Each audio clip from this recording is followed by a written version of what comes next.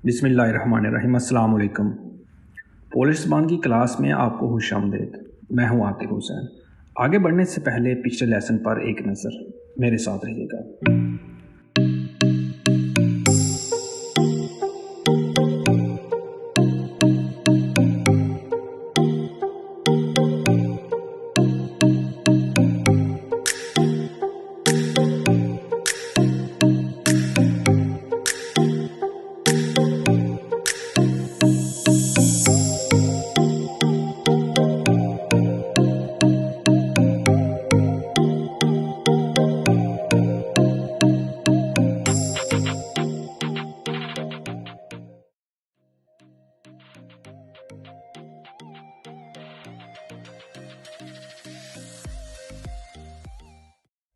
आइए lesson number 4 start करते हैं।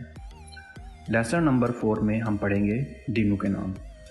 हफ्ते को हम कहेंगे सोबोता। इतवार यानी संडे को कहेंगे नेजेला। सोमवार यानी मंडे को कहेंगे पोनिये जाविक। मंगल ट्यूसडे को फतोरिक। बुध को शरोदा।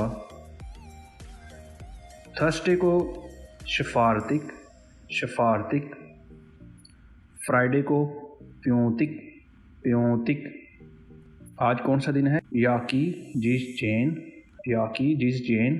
आज बुध का दिन है। जी शेस्त शरोदा। आज मेरा ऑफ है यानी मेरी छुट्टी है। जी शाही मम बोलने। Thank you so much. आज के लिए इतना ही। नेक्स्ट वीडियो तक अल्लाह हाफिज़।